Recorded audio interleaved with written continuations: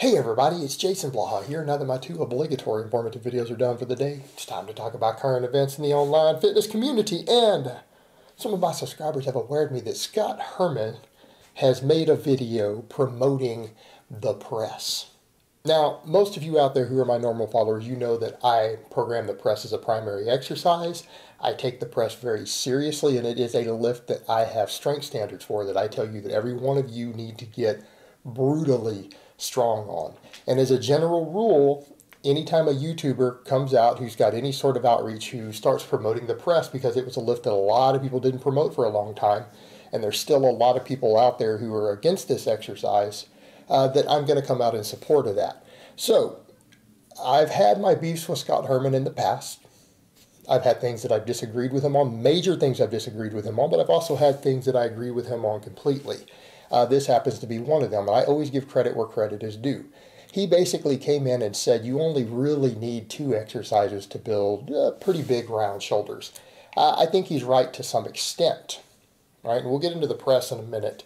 I think he's right to some extent. I think a lot of people out there don't realize it. Most of your pro bodybuilders and people you see who are really jacked, it's because their shoulders have been built using large amounts of drugs. Right? There are more androgen receptors in your delts, traps, upper pecs than there are in the rest of your body. So people who are on anabolics, those areas grow easier. In addition to the fact that side delts is one of the single most commonly injected areas by these people. Most of them inject directly into that head of the muscle, which makes it bigger, makes it swell. They inject both anabolics and side enhancement into it. So that's one of the things that you're seeing out there with these guys.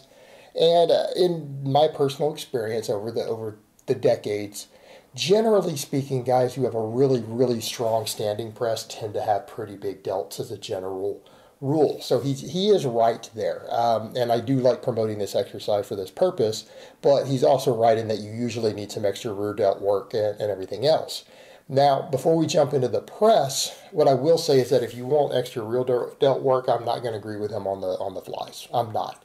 I think face pulls are a superior exercise all the way around, because I would never do an exercise for only one purpose. Like, I want to see an exercise that has multiple purposes.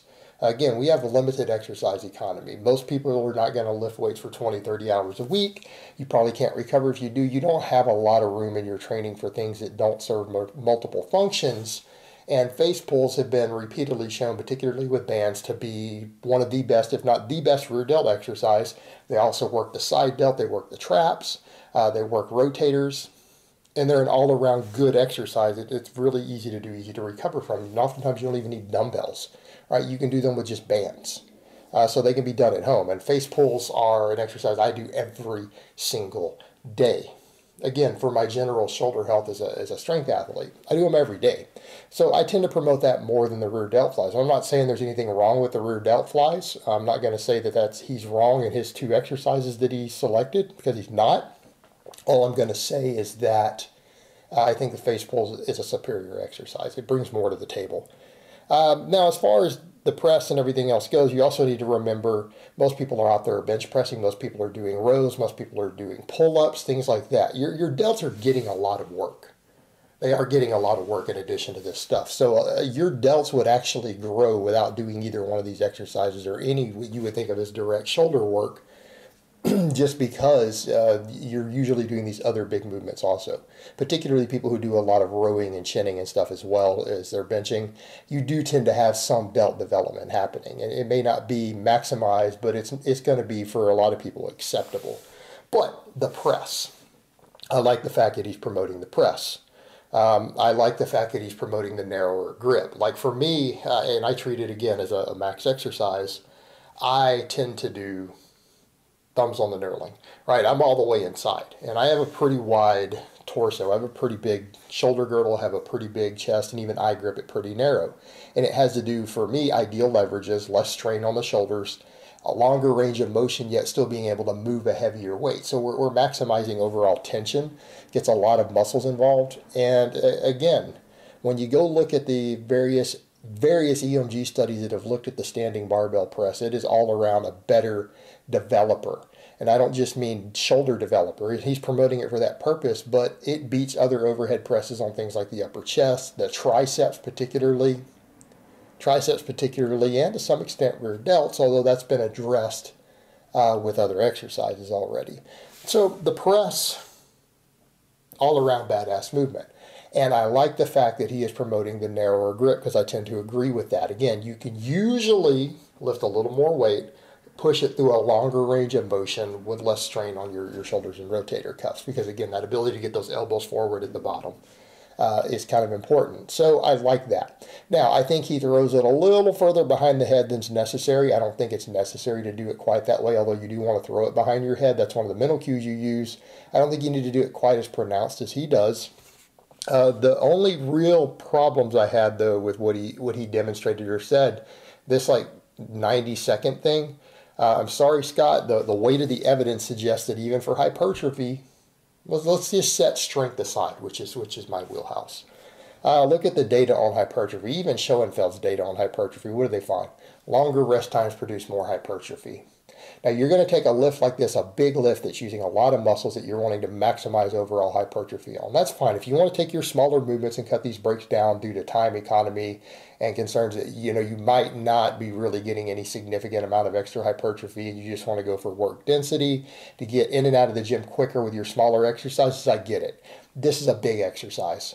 Research generally shows at least 3-minute breaks between sets produces maximal muscle growth if it allows you to use a heavier weight for those work sets, and it's usually the case. So you usually grow faster off longer breaks. All right, take your time with this lift. Maximize your tonnage per set, right? Even if you're going to do reps. I don't do a lot of reps on it these days. I do singles and doubles. Even my dynamic work is doubles. I do 12 doubles on it in one workout, usually on Fridays for me. So even if you're going to do the rep work, you need those longer breaks. You need to maximize total tension, total tonnage on this lift. This is a big exercise. It works a lot of muscles. Treat it accordingly. The other thing I didn't like was the promotion of doing a push press when you start to get fatigued on it. That's just bad programming. Look, the push press is not going to give you the same shoulder development. I understand the push press is a great lift for a lot of forms of athletes, a lot of field athletes, football players, wrestlers, even sprinters, people like that. I get it. Push press is fantastic. And for a lot of those people, I would absolutely program it. But for general size and strength, I would absolutely not use the push press. The strict press builds your base for your push press. It is, in my opinion, a superior shoulder girdle exercise. It's going to give you better transfer over to your bench press. Just do the press. You don't need to switch to the other exercise. And here's what I would say. If you're talking about reaching muscle failure, you've talked about reaching your limits. Well, let's go back to the point. Just take a longer break. Right? You don't need to do a push press on your last set. You're not going to get the full benefit of what you want from the press itself by doing the push press. Right? You're losing that starting strength out of the bottom. That's important for what you're doing with this lift. All right, that's an important component of it. If you're not training that because you're going to a push press because you're fatigued, what's the point? This is just getting into this silly bodybuilder idea of like forced reps and things. Look, if you've reached muscle failure, you've reached muscle failure.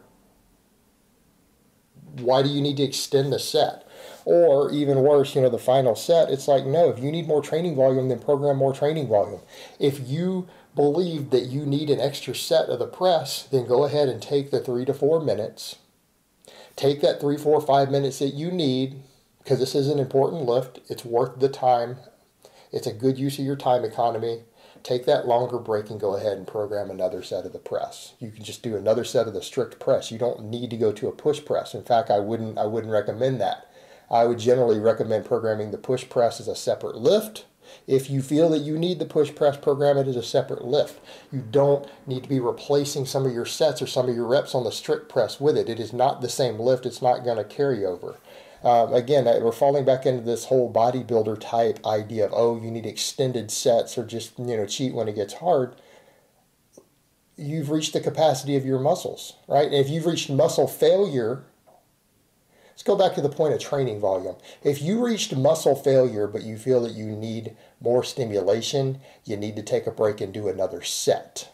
You're going to get more growth potential, more strength potential all of those positive benefits more from an extra set when you take a break and go ahead and do another set correctly than if you try to extend the set out beyond failure by lightening the weight by doing a push press.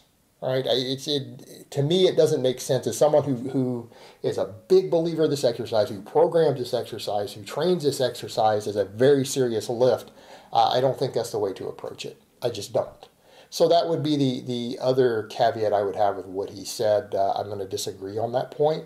But I do like the fact that he is promoting the press. I like the fact that he's telling you it's one of the few exercises you do need if you're going to take any sort of minimalist or smart sort of training approach. I think it's an exercise everyone who can do should do. And it's in my top 2 favorite exercises. All right, guys, so that's really all I have to say on that today. I hope it's been informative, and I will talk to you guys next time.